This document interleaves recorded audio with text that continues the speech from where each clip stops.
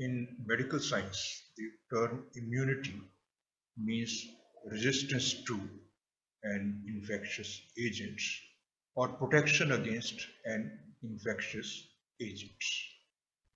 Before we go into the details of humoral immunity, let's see, why do we need immunity against the infectious agents? We are continuously exposed to a large variety of microorganisms, which may be bacteria, which may be viruses, which can be parasites.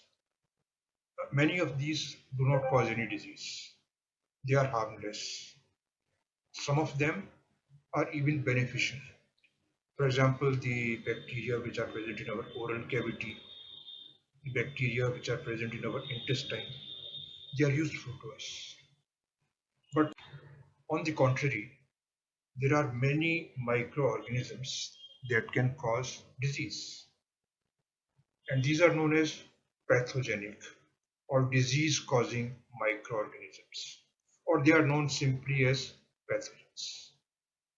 And the diseases which these pathogens cause may be mild, they may be moderately severe, or they may be serious diseases. Some of them can be even fatal, they can cause death. Fortunately, we have got very competent defense mechanisms which help us to deal with these disease causing microorganisms or the foreign invaders. These defense mechanisms can be broadly categorized into innate immunity and adaptive immunity. Innate immunity is something that we are born with. It is inborn immunity. The first line of defense in innate immunity is our skin and our mucous membranes. They act as physical barriers and they prevent the entry of pathogenic microorganisms. So, as long as skin is intact, the mucous membranes are intact, the pathogens will not be able to enter our body. Moreover, skin and mucous membranes are covered with some secretions. These secretions create an environment which is not hospitable to the pathogens, an environment in which the pathogens find it difficult to live.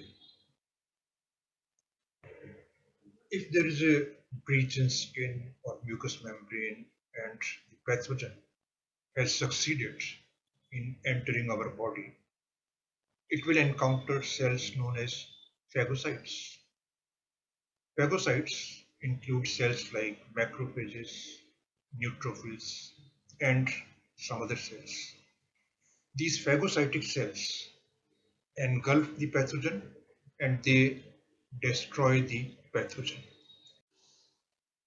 In addition to these phagocytes, we also have some proteins which help us in fighting against the pathogenic microorganisms. And these proteins include complement proteins, acute phase proteins, interferons, etc. The second component of the defense mechanism is adaptive immunity. And unlike innate immunity, adaptive immunity is not inborn. We acquire adaptive immunity after birth. And therefore, this adaptive immunity is also known as acquired immunity. There are some major differences between innate immunity and acquired immunity. The first difference is that innate immunity does not recognize antigens, whereas acquired immunity recognizes antigens. We will see shortly what we mean by antigens, but antigens are recognized only by acquired immunity, not by innate immunity. The second difference is that innate immunity is non-specific, By non-specific, we mean that a given cell, like a macrophage or a given protein, is not specific for a particular pathogen. It will act against any pathogen. Whereas acquired immunity is highly specific. A given cell or a given molecule which is responsible for acquired immunity acts only against one particular pathogen. And the third difference is that if we are exposed to the same pathogen again and again, the magnitude of response remains the same in innate immunity. But in case of acquired immunity, the magnitude of response increases if we are exposed to the same pathogen again and again.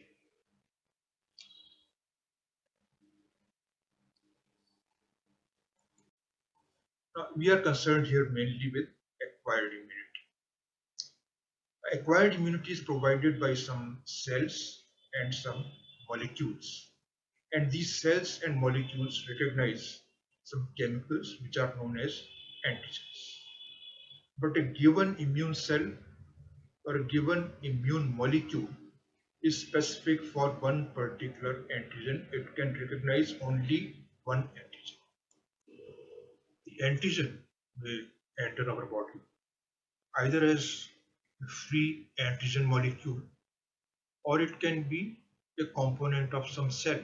For example, the antigen may be present on a bacterial cell or it may be present on a virus. This acquired immunity or adaptive immunity again is made up of two elements, humoral immunity and cell mediated immunity. Humoral immunity operates through some proteins which are called as antibodies. And these antibodies act against antigens which have not entered any cell. They are present outside the cells. They are extracellular antigens. The cell-mediated immunity operates through some specialized cells which are activated lymphocytes.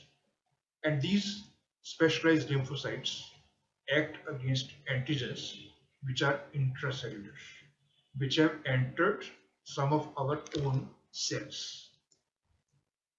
As we have seen, acquired immunity recognizes antigens. Antigens are chemicals, but these are foreign chemicals. No chemical which is naturally present in our own body can act as an antigen. Only foreign chemicals can act as antigens. But all the foreign chemicals are not antigens. The chemical must possess certain properties before it can act as an antigen. One property is the size of the molecule. The molecule must have a high molecular weight. It should be a large molecule. Chemically, many of the antigens are proteins. Some of them are polysaccharides. Some nucleic acids, RNA and DNA, can also act as antigens. And many synthetic chemicals can act as antigens. Moreover, the antigen must have a complex structure. If the structure is simple, the chemical will not be a potent antigen. Only the antigens having complex structure are potent antigens. And then, as we have seen, the antigen can enter our body as a free molecule or it can be a component of some cell. When an antigen enters our body, it evokes an immune response. The immune response evoked by the antigen can be a humoral immune response, it can be cell mediated immune response, or it can be a combination of these two. Our immune system does not recognize the entire antigen molecule. It recognizes only a small part of the antigen molecule, and this part, which is recognized by the immune cell or the immune molecule, is known as an epitope or an antigenic determinant. So our immune cells, immune molecules recognize the epitopes or antigenic determinants of the antigens.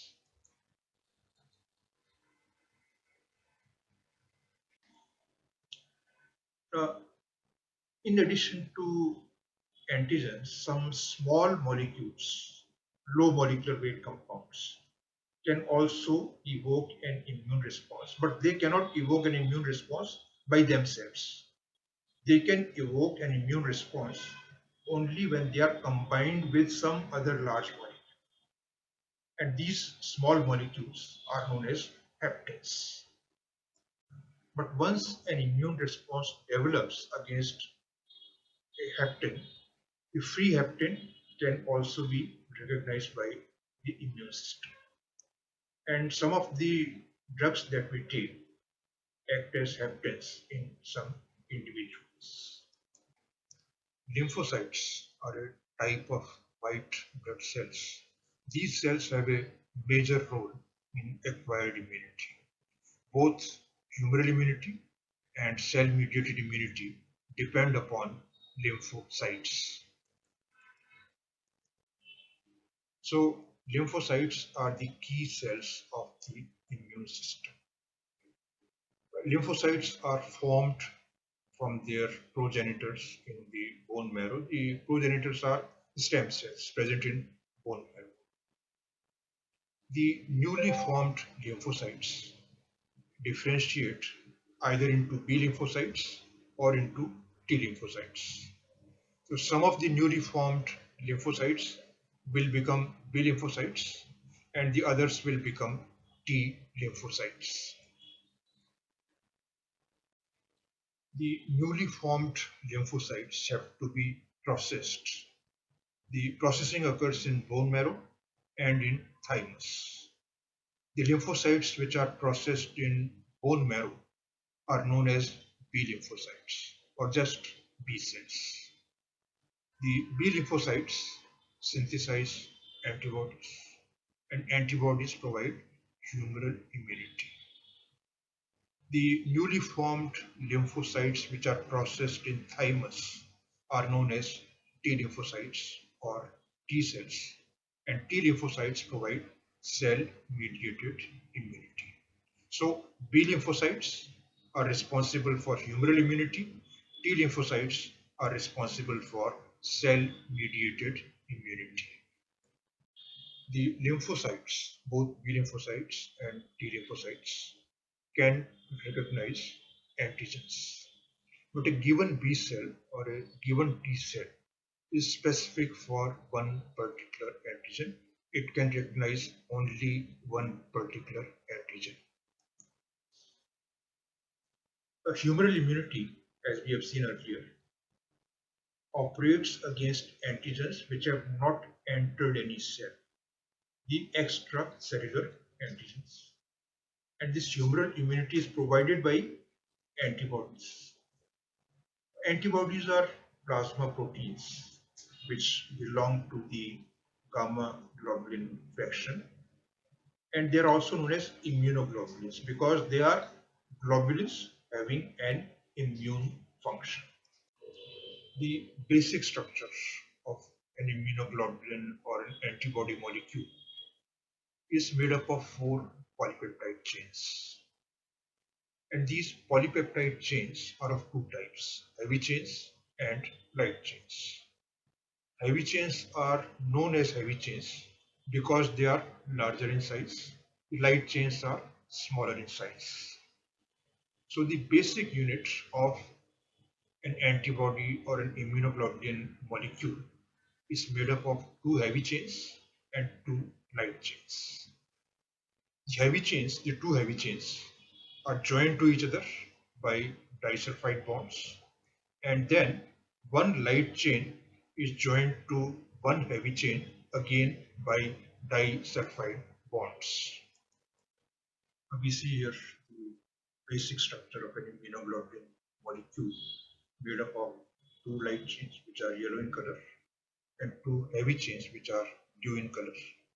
The two heavy chains are joined to each other by disulfide bonds, and the light chains, each light chain is joined to a heavy chain again by disulfide bonds. And like every polypeptide chain, these light chains and heavy chains also have an N terminal and a C terminal. The light chains are smaller in size as compared to the heavy chains, and their molecular weight is about 23,000. The light chains can be of two types, kappa light chains and lambda light chains. In any immunoglobulin molecule, the two light chains will be of the same type. That is, both will be kappa or both will be lambda. We can't have one kappa and one lambda light chain in one immunoglobulin molecule. And in a given type of light chain, whether it is kappa or lambda, half of the polypeptide chain towards the C terminal has an identical amino acid sequence.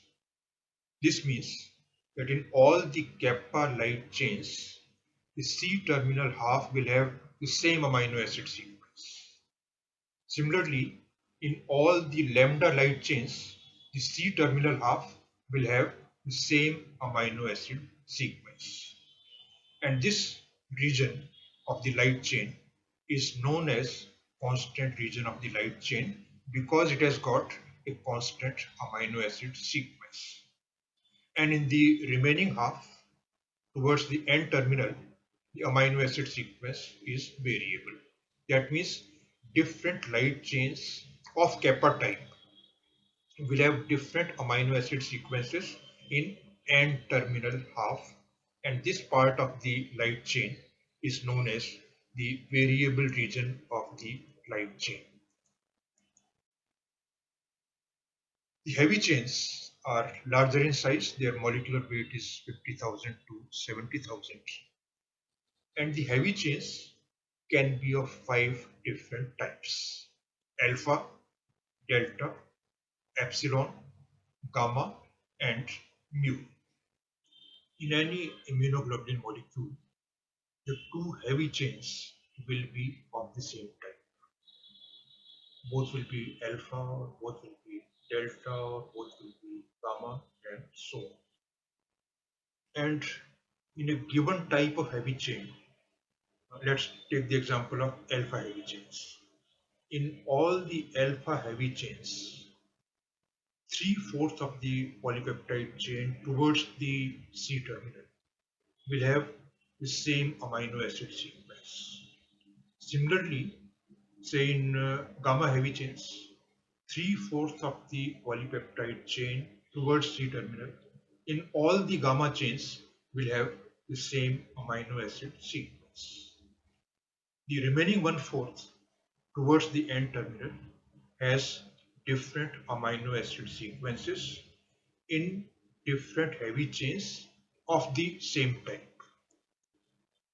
Therefore, the C terminal three-fourths of the heavy chain is known as the constant region of the heavy chain because this region has got a constant amino acid sequence within one type.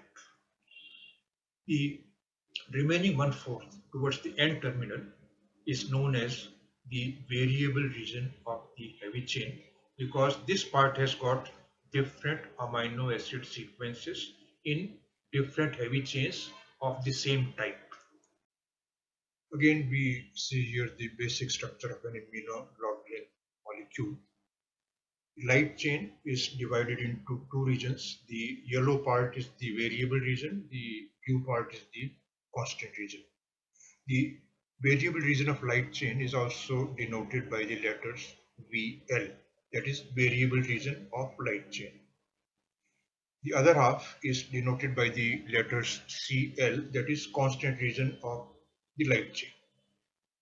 Similarly, the heavy chain is also divided into variable region, which is yellow, The variable region is denoted by the letters VH, and the blue constant region of heavy chain is divided into three domains, which are CH1, CH2, and CH3.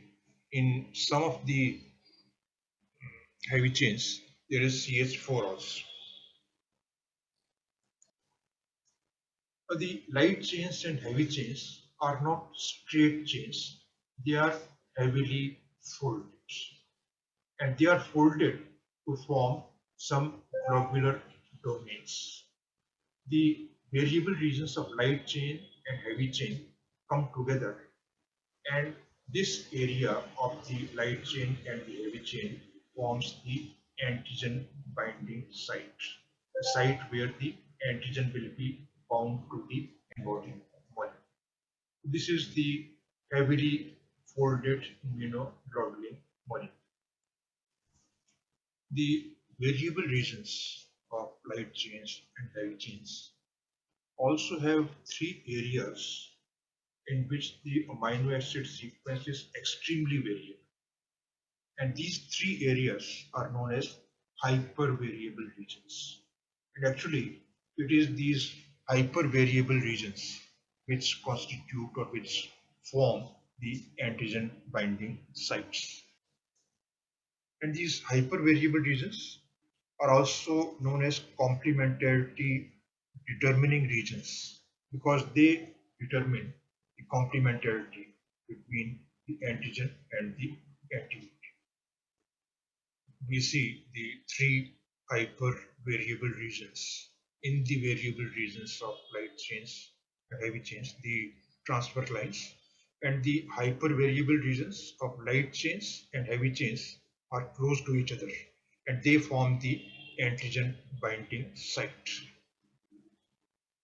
We have seen that only a small part of the antigen molecule, which is known as epitope, is recognized by the antibody. Similarly, in antibody molecule also, there is only a small part which is complementary to the epitope and which comes in contact, which binds the epitope of the antigen. And this part of antibody is known as paratope. So the paratope of the antibody recognizes and binds to the epitope of the antigen. Papain is a proteolytic enzyme which is present in papaya, and this enzyme can cleave the antibody molecule. When we treat an antibody molecule with this proteolytic enzyme, the antibody molecule is broken up into three fragments. Two are identical fragments, which are known as FAB fragments, and the third is known as FC fragment. Now, this FAB fragment can bind the antigen, and the name FAB is derived from fragment antigen binding. The FC fragment is easily crystallizable. So the name FC is derived from fragment crystallizable. Now, this treatment of antibody molecules with papain has shown us the functions of different regions of the antibody molecule. It has been seen that FC fragment cannot recognize, cannot bind the antigens, whereas the FAB fragments have got the antigen binding sites. So this shows us that it is the variable regions of light chains and heavy chains which come together to form the antigen binding sites. When an antigen enters our body, there will be some antibody which can recognize this antigen, and the paratope of the antibody will bind to the complementary epitope of the antigen. This binding of antigen and antibody is in some ways similar to the binding of an enzyme and a substrate. The binding occurs by weak bonds, non-covalent bonds like hydrogen bonds, electrostatic bonds.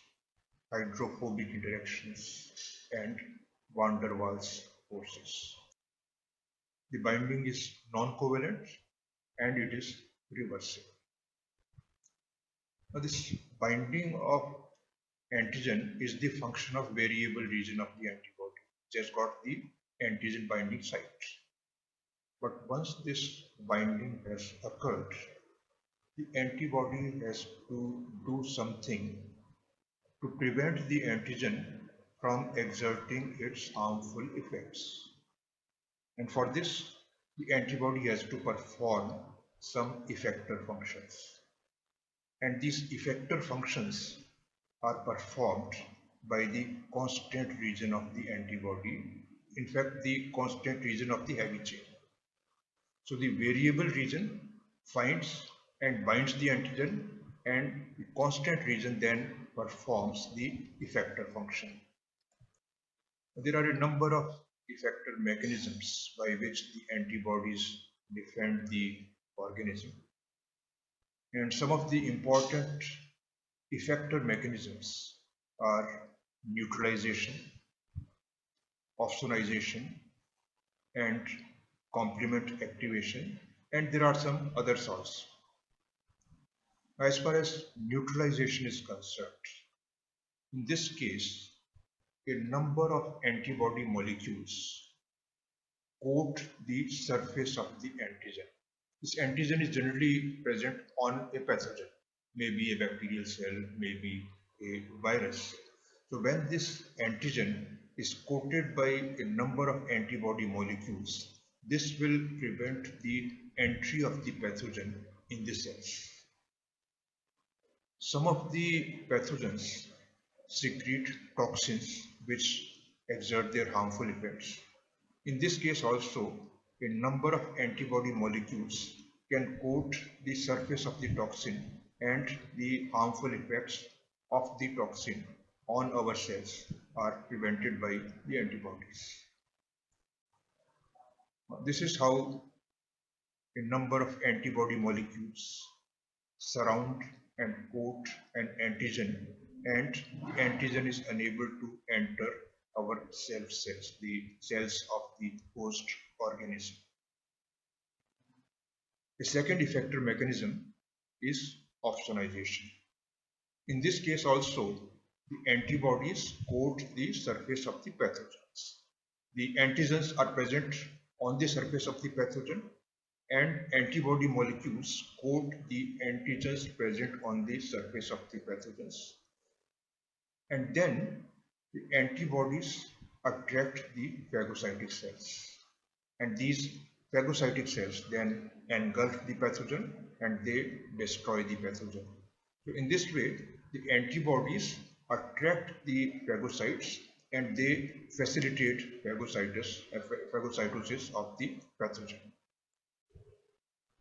So the antigen having a number of epitopes on its surface, a number of antibody molecules are bound to these epitopes, and then the antibody molecules have attracted a phagocytic cell, and the phagocytic cell has engulfed the pathogen and it will destroy the pathogen.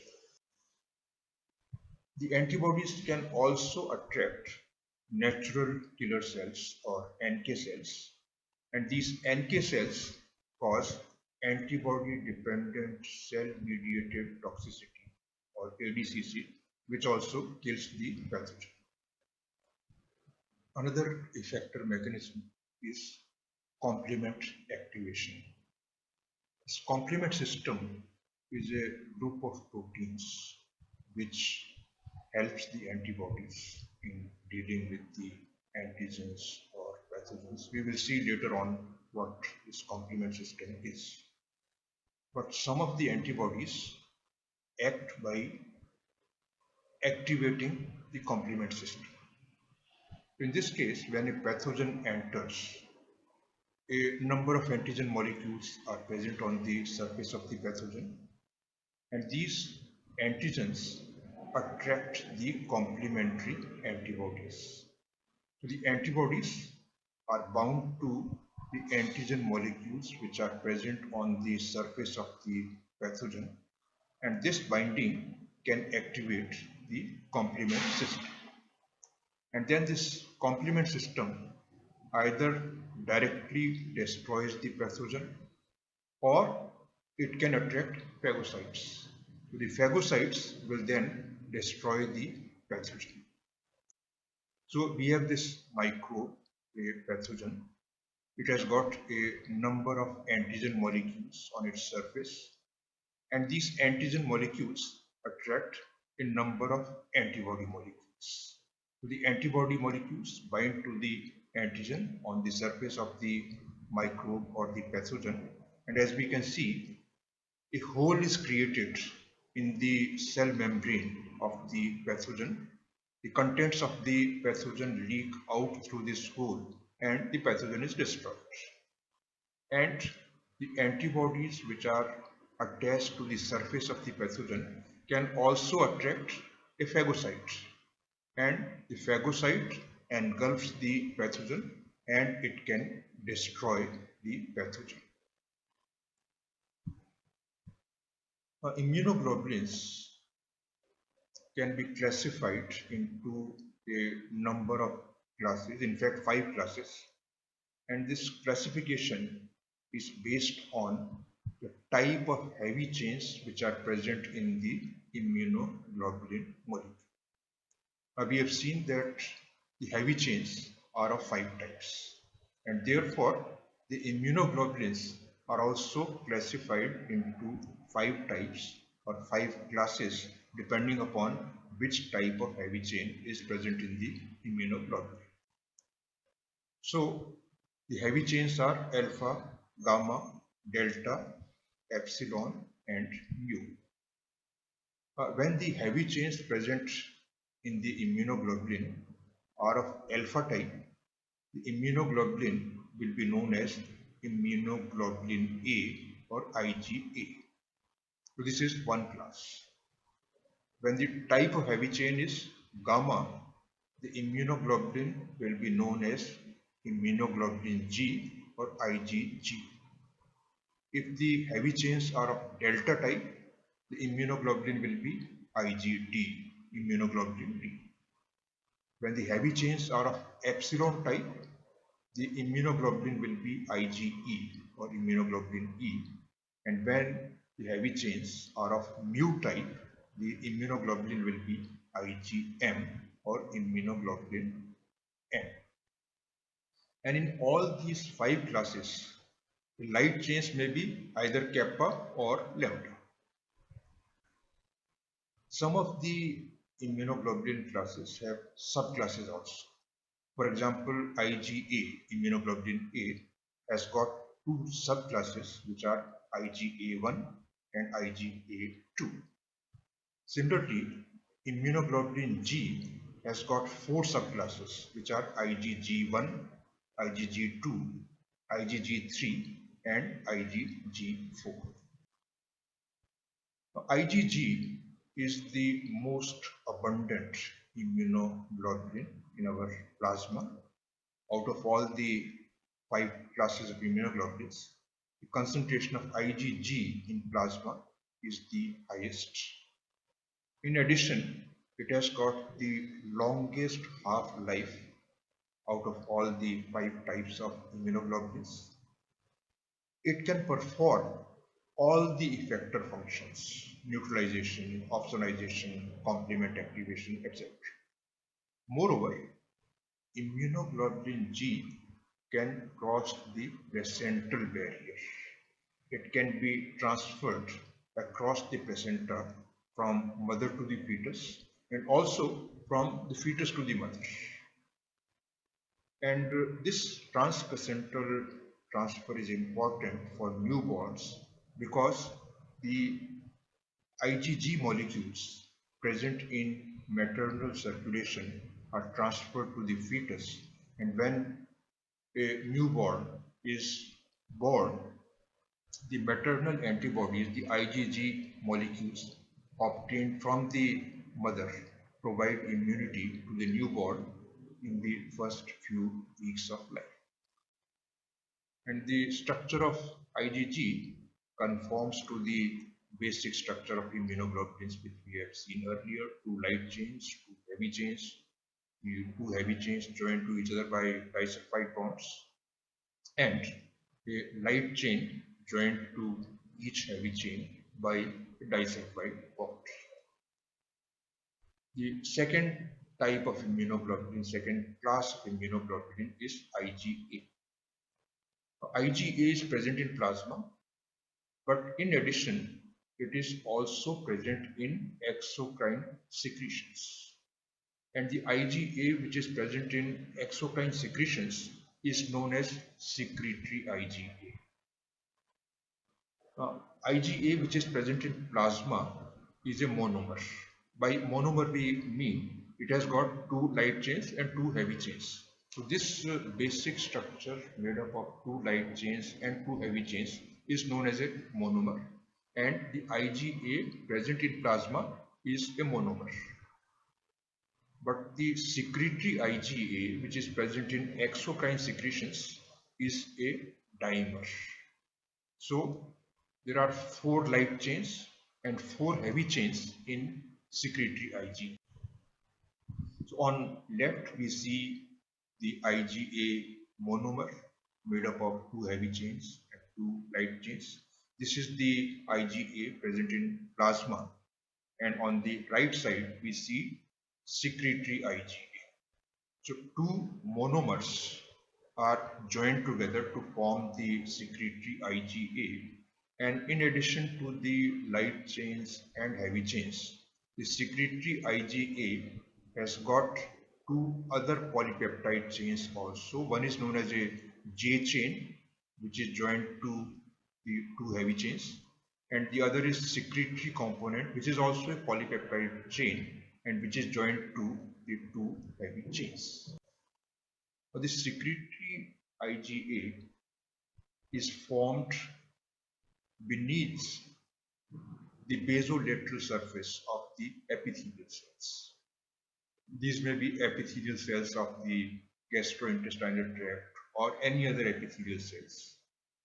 And then this IgA binds to a receptor which is present on the surface of the epithelial cells. These cells possess an immunoglobulin receptor. The IgA is bound to this immunoglobulin receptor, and then a part of the receptor detaches from this cell and it attaches to the IgA dimer, and this part of the Ig receptor then becomes the secretory component which we have seen earlier. So here we have a plasma cell which has secreted the IgA dimer. We have an epithelial cell, an Ig receptor is present on the surface, basolateral surface of the epithelial cell. The IgA dimer attaches to this Ig receptor. A part of the Ig receptor detaches and binds to the IgA dimer, enters the cell in the form of a vesicle, and then this is released on the other side of the epithelial cell in the form of secretory IgA. So the IgA dimer plus the secretory component is present on the other side of the epithelial cell. The J chain also joins the secretory IgA, and this secretory IgA is generally embedded in the mucus which covers the surface of the epithelial cells. So this secretory IgA traverses the epithelial cell to reach the mucosal surface, and the secretory IgA acts mainly by neutralization. It surrounds the pathogen. A number of molecules of secretory IgA surround the pathogen, and they prevent the entry of the pathogen into the epithelial cells. Now, the secretory IgA is present in exocrine secretions. Now, breast milk is also an exocrine secretion. So, mother's milk contains a number of secretory IgA molecule, and when the newborn drinks this mother's milk, the secretory IgA molecules enter the gastrointestinal tract of the newborn They bound to the intestinal mucosa and they protect the newborn baby against the gastrointestinal pathogens. The third type of immunoglobulin is IgM. As far as size is concerned, IgM is the largest immunoglobulin out of the five classes. Moreover, when any antigen or pathogen enters our body for the first time, the first immunoglobulin to be synthesized and to be secreted is always IgM. And the effector mechanism by which IgM acts is complement activation. The binding of IgM to an antigen or a pathogen activates the complement system, and then the complement system destroys the pathogen. Moreover, this IgM has got some weak neutralizing and opsonizing activity also. On the left hand side, we see the basic monomeric structure of IgM, which is made up of two light chains and two heavy chains. And as we can see, the constant region of the heavy chains is divided into four domains: CH1, CH2, CH3, and CH4. But this monomeric form of IgM is not the form which is present in plasma or circulation. The IgM which is present in plasma is actually pentameric IgM. Sometimes it is hexameric also. In pentameric IgM, there are five monomeric units which are joined to each other. And this joining occurs by formation of disulfide bonds between the heavy chains of the monomers. In addition to the five monomers, a J chain is also present in the pentameric IgM, and this J chain is joined to the constant regions of heavy chains by disulfide bonds. The fourth type of immunoglobulin is IgE. Now, IgE is bound to the mast cells and the basophils. It is present on the surface of the mast cells and basophils. And the main function of IgE is anti-parasitic. The antigens which are present on the parasites bind to the IgE molecules which are present on the surface of mast cells. And when this antigen antibody binding occurs on the mast cells release certain chemical mediators. And these chemical mediators then destroy the parasites.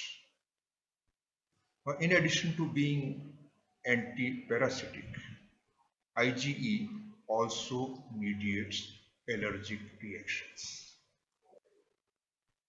We see the structure of IgE here, two light chains, two heavy chains. And as we can see, the constant region of the heavy chains has got four domains: CH1, CH2, CH3, and CH4.